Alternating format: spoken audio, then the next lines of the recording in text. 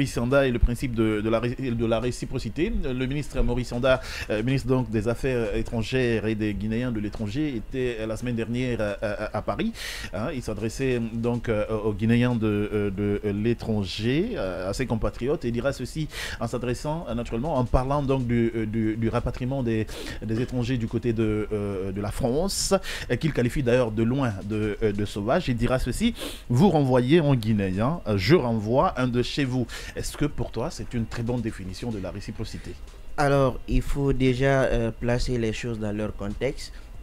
Lorsqu'il dit vous renvoyez un Guinéen, je renvoie un citoyen de chez vous, il faut aussi dire que c'est encadré, ça ne se fait pas de façon tacite. Si par exemple ce citoyen-là a eu à commettre est en mal avec la loi et qu'il a été renvoyé, il ne peut pas se servir de ça comme prétexte pour dire je renvoie un citoyen de chez vous. Oui, mais il a parlé de rapatriement sauvage. Oui, c'est justement, j'en viens. S'il se trouve qu'il est renvoyé de façon injustifiée, il est bien sûr en mesure de le dire, parce qu'il faut rappeler qu'au regard de la Convention de Vienne de 1961, notamment sur les relations diplomatiques, en son article 3, il est dit que les missions du diplomate vont également dans le sens de défendre l'intérêt de son État et de ses ressortissants. Donc, en principe, en l'espèce, comme je le dis, il est en mesure toutefois de dire que si bien sûr vous renvoyez un Guinéen de façon injustifiée, je suis en mesure de chercher un citoyen de chez vous et de le renvoyer. Donc sur la question, je pense qu'il n'y a pas de débat. Il faut aussi dire que en matière de droit international, il y a ce qu'on appelle l'égalité des États. Parce qu'au-delà, sur la scène internationale, il n'y a pas de petit État, il n'y a pas d'État pauvre, d'État riche ou de grand État. Tous les États se valent. Voilà, merci. Et ce que je voulais dire aussi à ce niveau, c'est vrai, le principe de la réciprocité, c'est en matière internationale, en matière de droit international. Donc, à partir du moment où il y a des conventions internationales qui encadrent cela, qui encadrent les relations diplomatiques, il se trouve que si un État faillit dans le cadre de respecter le droit des ressortissants d'un autre État, l'autre État également à son niveau a la possibilité de faire application des mêmes règles, parce qu'il y a le principe de la réciprocité. Donc aujourd'hui, lorsqu'on prend le cadre, comme je l'ai dit, de la sortie du ministre des Affaires étrangères, il est bien sûr en mesure de dire, et cela est justifié, il y a des bases légales, il y a la Convention de Vienne sur les relations diplomatiques et tout ce décor juridique qu'il y a. Donc rapidement, c'est ce que j'avais à dire. Voilà. Après, de l'autre côté, procureur Diané, c'est comment justement peut s'appliquer ce principe de réciprocité, parce que ce que le ministre dit de façon... tu peux rester tranquille, parce que ça sort à la télé là. Ce que le ministre dit de façon tacite, c'est que même en cas de défaillance, même quand vous êtes en mal vis-à-vis de la loi, mais tant qu'un Guinéen n'est pas rapatrié, je ne rapatrierai pas de quelqu'un de chez vous. Donc c'est quand, je sais pas moi, même quand il y a le mal, vous ne serez pas rapatrié tant que vous ne rapatriez pas. Je crois bien que ça m'explique quoi. Oui, justement, c'est ce qu'il a. On est enclin en tout cas de penser comme ça, comme lui, mais je pense bien qu'il fait certainement une analyse un peu diminutive donc de cette situation, ou de la notion de ce qu'on appelle la réciprocité ici. Parce qu'apparemment, on a l'impression de croire que c'est vrai, même si ça c'est un fait théorique, mais également aussi une matière spécifiquement appelée lorsqu'il s'agit par exemple dans le cadre de l'organisation, dans le cadre de qu'on appelle de la structure d'une organisation internationale par exemple, on peut penser que tous les États donc sont égaux, où il y a égalité souveraine des États, oui c'est possible, c'est ce qui s'est dit, mais sauf que en matière de droit d'investissement ou bien droit international économique, les États ne se valent pas. Il y a toute une différence. Il y a les gros États, il y a les moins États. Les États-Unis, justement, quand vous écoutez l'actualité internationale, vous voyez les États-Unis qui infligent des sanctions sur la Russie. En effet. Les États-Unis qui infligent des sanctions sur et où la France Chine, qui fait de même. La Chine, alors qu'aujourd'hui, ces États-là ont plus d'économie que les États-Unis même. Et également la France, tout à fait. Donc ça veut dire que la question de réciprocité est quelque part, dans certains contextes, s'amenuise, si vous voulez, s'effrise pour laisser place effectivement à ce qu'on appelle la supériorité d'un État. Mais c'est encadré. C'est dit bien, c'est en matière de droit d'investissement, droit international économique. D'accord. Ça se pose. Maintenant, sur la notion, sur le concept, ou si vous voulez, en se lançant dans la théorie donc de Maurice Sanda Kouyaté, je pense bien qu'il est allé en off. n'est pas du tout, en tout cas, en phase avec la loi ici. Parce que quand vous prenez au sein de l'État... Il y a beaucoup quand même qui pensent qu'il n'a pas été très diplomatique. Oui, d'ailleurs, juridiquement, ça ne s'explique même pas. Ça ne s'explique pas parce que quand vous regardez, les États ont ce qu'on appelle les conventions, en tout cas, qu'on appelle résistant l'entrée et le séjour donc de leurs ressortissants sur le territoire. Il y a une réglementation en vigueur en République de Guinée. Les employés français qui viennent ici, même si on les espère ou n'importe quelle appellation qu'on voudrait leur accorder ici, dès qu'ils viennent, ils vont s'enregistrer au niveau de l'AGIP, l'agence guinéenne de la promotion de l'emploi. Donc il leur donne ce qu'on appelle un droit de séjour, un droit de travail surtout. Simon ne me dira pas le contraire parce qu'il fait le droit minier. Donc il y a ce qu'on appelle les expatriés qui viennent ici ont droit d'avoir cela. Ça constitue d'ailleurs la principale recette de ce qu'on appelle de cette direction générale aujourd'hui en République de Guinée ici. Donc c'est encadré strictement. Maintenant, lorsque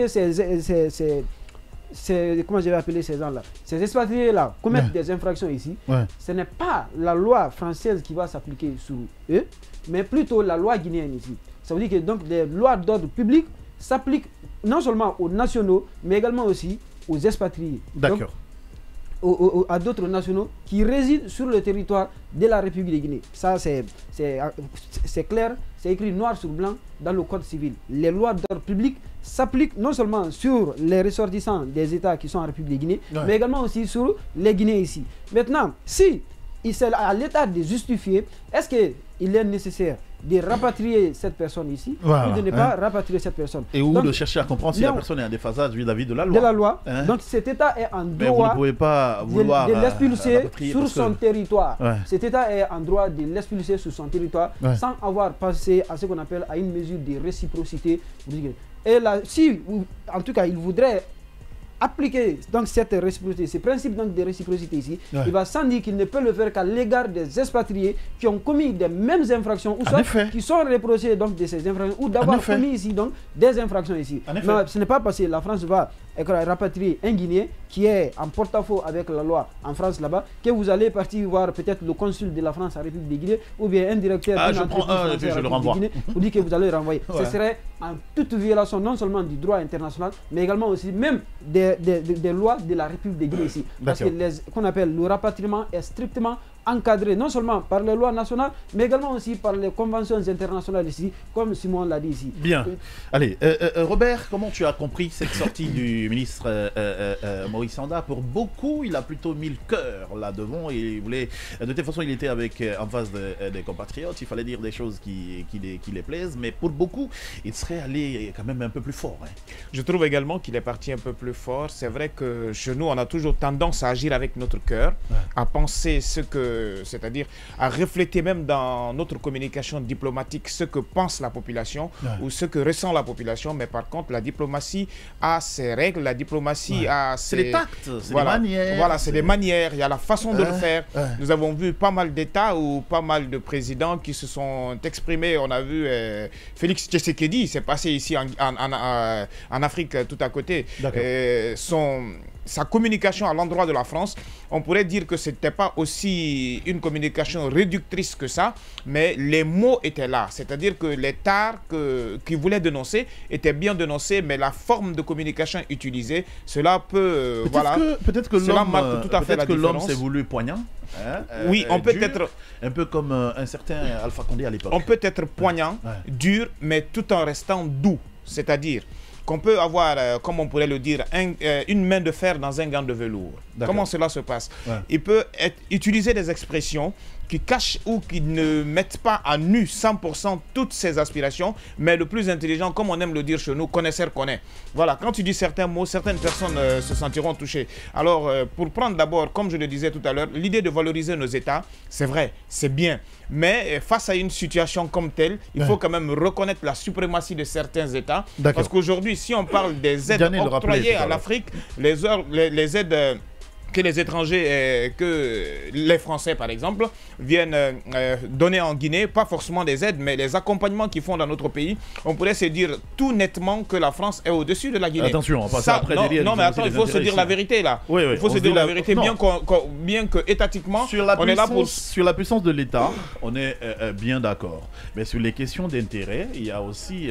oui, ce matin, je regardais même la France ne le fait pas une interview. La France ne le fait pas pour le faire. Je sais, ce matin, je regardais une interview de Feu Lansana Conté qui disait tous ceux qui sont dans cette salle, qui pensent, les étrangers qui sont dans cette salle, qui pensent qu'ils sont venus ici pour nous aider, ils ne sont pas là pour nous aider. Ouais, chacun est là pour son intérêt. Voilà. C'est vrai, c'est une question d'intérêt, mais pour ne pas émietter ses intérêts bien également, il faut soigner sa communication. Bien. Ça, c'est très important. Bien. Et à l'autre étape, il faut se dire aujourd'hui la vérité, dans les ambassades guinéennes, quand vous allez dans les ambassades guinéennes à l'étranger, c'est eux les premières personnes qui ne valorisent pas leurs propres citoyens. Parce qu'aujourd'hui, on a eu à parler de ça la saison dernière ici, quand on a eu l'appel d'une Guinéenne qui réside en France, qui nous montrait à suffisance que même pour avoir un passeport guinéen, que c'est tout à fait des problèmes dans les autres pays. Pour avoir même les visas pour eux-mêmes guinéens, que c'est très très difficile parce que l'ambassade même ne valorise pas le citoyen guinéen. Et il faut reconnaître que quand les étrangers viennent dans notre pays,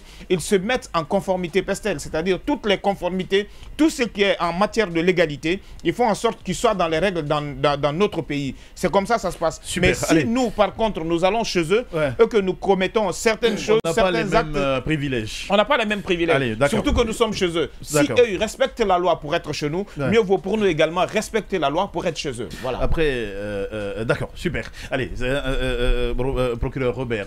Procureur Odilon, je m'intéresse même maintenant à toi. Est-ce que tu penses que cette sortie de Maurice Sanda peut faire des conséquences naturellement à l'endroit de la Guinée?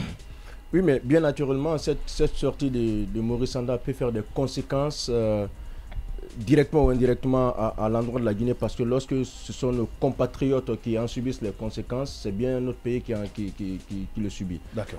Je voudrais quand même saluer les efforts consentis par Maurice Sanda à la tête de ce département-là, mais sauf que il faut quand même... cette sortie met un peu en exergue quelques insuffisances, qu'il m'en excuse, quelques insuffisances qu'il a dans la gestion de la diplomatie. C'est un médecin, un grand médecin qui a fait carrière dans la fonction publique internationale, mais sauf que la diplomatie dans ce sens-là et la diplomatie politique telle qu'il est en train d'exercer aujourd'hui, il y a largement des différences. Il y a quelques jours, je l'écoutais dans le gouvernement, l'émission Le gouvernement vous écoute. Il a quand même évoqué ce principe-là dans un contexte pour lequel j'étais partant. Voilà, vous refusez de donner des visas aux cadres guinéens qui veulent aller chez vous. Ouais. Nous aussi, nous en ferons de même. Là, je comprends un peu le sens du principe, de l'application du principe de la réciprocité. Ouais. Mais le dernier contexte dans lequel il s'exprime, peut-être que ça fait du panafricanisme déguisé. Je pense que dans ce dernier contexte-là, cela est contraire à ce qui fonde ce principe-là. Ouais. Il est important, quand très souvent, les autorités voyagent dans les pays, dans les États étrangers, qui doivent rencontrer leurs ressortissants, le tout premier conseil qu'ils leur donnent, c'est quoi? Respecter les lois du pays. En effet. Ça, c'est extrêmement important. L'autre chose, parce que vous parlez de rapatriement, mais moi, pour avoir été stagiaire aux affaires étrangères, l'expression rapatriement n'est plus utilisée, on parle de reconduite. Par euphémisme, on parle de reconduite. Donc, la reconduite des citoyens, l'accès, c'est moins blessant de toutes les façons. L'accès aux personnes. Mais ça reste la même chose. C'est moins blessant. C'est ce qu'il a dit, euphémisme. L'accès des personnes dans les États étrangers est réglementé. D'accord. Il faut dire que là, ça nous renvoie un peu à la question migratoire. Il y a la migration régulière et irrégulière. En effet. Toutes les personnes qui migrent régulièrement, pratiquement n'ont pas de problème. Je suis d'accord. Voilà. Maintenant, lorsque vous êtes entré irrégulièrement, irrégulièrement dans un...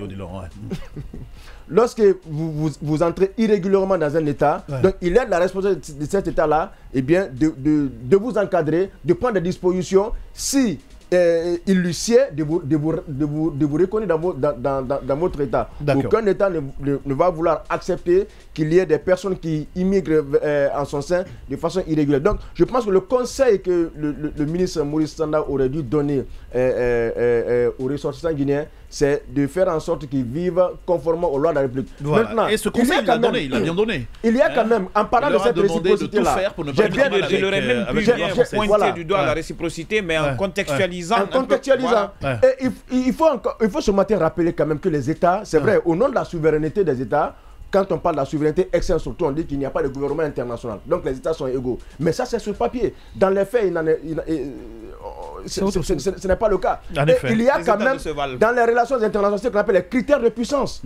Aujourd'hui, militairement parlant, la guerre n'est pas se comparer à la France, aux États-Unis, à la Russie, ainsi de suite. Revoyez un peu la guerre entre la Russie et l'Ukraine. Si la Russie est en train de prendre de l'ascendance dans ce conflit, c'est parce que la Russie est puissante d'une manière ou d'une autre. Donc, il ne faut pas tromper les gens. Voilà, il ne faut pas vendre du rêve aux gens. Les États, on est égaux, mais attention, les gars, si la réciprocité ne marche pas à bien des égards. Ben là, super. Moi, je voulais dire que ce rendez-vous du ministre avec ses ressortissants était une occasion pour lui de parler franchement avec le cœur. Il faut dire aujourd'hui qu'on a des Guinéens déjà à l'interne qui ne respectent pas les lois, qui ne payent pas les impôts, qui font entrave à la loi pénale, entorse à la loi pénale. Donc un tel citoyen, lorsqu'il se retrouve en France par exemple ou un peu partout dans un autre pays, et déjà il faut dire là-bas, les lois, on vous oblige à les respecter. Là-bas c'est contrôlé, c'est pas comme ici, on dit les impôts, on voit généralement, même les impôts sur la propriété foncière se payent en France. Donc il faut dire que lorsque... ça ne se paye pas, ça ne se paye pas, c'est dans les lois, ça ne se paye pas.